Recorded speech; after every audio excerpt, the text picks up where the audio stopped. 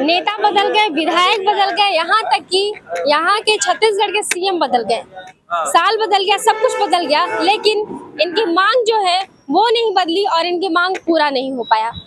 इनकी क्या मांग है और किन मांगों को लेकर के आज यहाँ पे धरना दे रहे हैं, उनसे बात करेंगे। अपना नाम बता दीजिए। राजमणि चौबे। क्या मांग है आपका? हम लोग का मांग है कि भाई जिस प्रकार जितने हैं रेलवे का है, डीए है, एरियर्स है, जिस प्रकार शासकीय कर्मचारियों को दिया जा रहा है उस प्रकार हम लोग को भी दिया जाए और हम लोग को हे दृष्टि से पेंशनरों को न देखा जाए।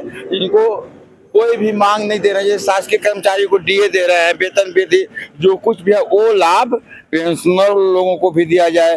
रेलवे में जैसे पहले था वो मोदी जी ने उसको भी बंद कर दिए। आज तक कहीं भी जाइए कोई सुनवाई ही नहीं हो रहा। इनको भी रेलवे में हम लोग को 60 साल जो सीनियर सिटी है वो भी लागू किया जाए भाई, रियायत दर। डीए की मांग को लेकर के यहाँ पे धरना दिया जा रहा है और भी यहाँ पास है, उनसे बात करेंगे। दादा अपना नाम बताइए। अनंत सिन्हा। किन मांगों को लेकर के यहाँ पे है? यहाँ पे हम लोगों की जो मांग है वो केंद्रीय सरकार और राज्य सरकार से दोनों से, और आज हमारा all India state government pensioner federation जो है अखिल भारतीय स्तर पर विरोध दिवस का आह्वान किया है। हमारी पहली मांग ये है कि वित्त विधेयक 2025 जो है उसको सरकार तत्काल विलोपित करे, जिसमें पेंशन विरोधी अंश है। दूसरी बात है कि आपका वैलिडेशन एक्ट जो है इसको भी सरकार विलोपित करे।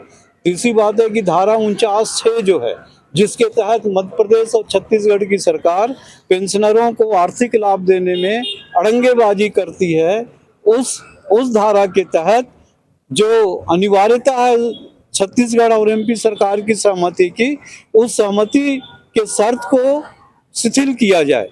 नई पेंशन योजना को समाप्त कर पुरानी पेंशन योजना लागू की जाए।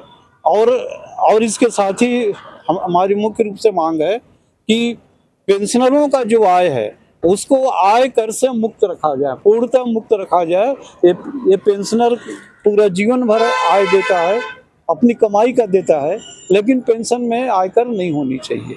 उसके साथ ही हमारी अगली जो मांग है वो है कि साल में ये एक बार पेंशनरों को तीर्थ याटन की सुविधा होनी चाहिए, कैशलेस चिकित्सा सुविधा उनको मिलनी चाहिए। और हमारा 32 माह का एरियर्स जो है, जो हम पैसा हमारे जेब में होना चाहिए और जो पैसा सरकार के जेब में है वो हमारे हिस्से का डायरेक्ट लूट है। कितने सालों से आपकी ये मांग है? हमारे कितने सालों से? हाँ। हमारी मांग तो लगातार चल रही है, जब से विपदा आई है, संकट आई है, तब से मांग चल रही है। पिछले शासन में भी आप लोगों ने जी तो पिछली सरकार को हमने बदला और इस सरकार ने मोदी के गारंटी के नाम से हमको दगा दिया। वो बोला हम आएंगे तो मोदी की गारंटी सबसे बड़ी गारंटी है, हम उसके तहत आपको डीए का एरियर्स देंगे, हम आपको क्या है कि बेहतर जीवन यापन देंगे। लेकिन और उसके साथ बेहतर जीवन यापन तो कम, हमारी आर्थिक सुविधाओं को वो कट करना शुरू किया, जिसके चलते आज पूरे प्रदेश का पेंशनर, पूरे देश का पेंशनर आज परेशान है। आज इसी के साथ ये जो श्रम कानून आया है, हम चाहते हैं ये नई श्रम कानून जो है वापस हो और पुराना जो श्रम कानून है उसको लागू किया जाए। इस तरीके से हमारे केंद्र सरकार से 11 सूत्रीय मांग है, जिसमें कोविड के पहले जो हमको रेलवे की रियायत मिलता था, हवाई जहाज का किराया रियायत मिलती थी, एसी वोल्वो की बस सुविधा मिलती थी, वो सब को लाभ को आप हमको करो। और उसके साथ ही हमारी राज्य स्तर की मांगे 11 सूत्रीय मांग हैं, जिसमें एक मांग ये भी है कि जैसे आप कर्मचारियों को दाह संस्कार के लिए पैसा देते हो, वैसे पेंशनरों के लिए भी एक्स ग्रेशिया राशि का 50,000 रुपये का मिनिमम व्यवस्था करो। कर्मचारियों के लिए कैशलेस चिकित्सा की व्यवस्था है, पेंशनरों के लिए वैसा ही व्यवस्था आप दो। और जहाँ जहाँ आपका मान्यता प्राप्त ये चिकित्सालय है वहाँ पे मिलनी चाहिए।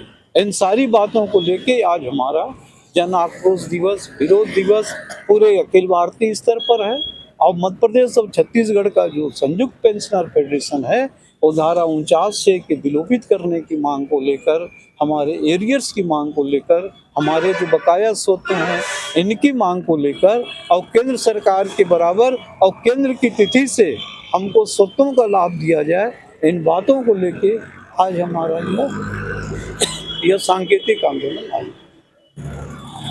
इन्होंने अपने मांग को पूरे करने के लिए शासन की जो योजनाएं थी उसको देखते हुए इन्होंने नेता और विधायक बदल दिए और इन्होंने सीएम तक को बदल दिया। उसके बावजूद भी इनकी मांग पूरी नहीं हुई। जैसे मैंने आपको बताया था कि सब कुछ बदल गए, लेकिन इनकी मांगे जो है जस की तस है। उनकी मांगों में कोई ना तो सुनवाई हो पाई है, ना ही इन्हें किसी भी तरह का लाभ दिया गया है। पिछले शासन में भी इन्होंने मांग की थी और अभी भी इन्होंने यही मांग लेकर के यहाँ पे धरना दिया है। अब पता नहीं ये मांग इस शासन में इनकी पूरी होगी या फिर अगले आने वाले जो शासन है उसके मत्थे ये मांग इनका जाएगा।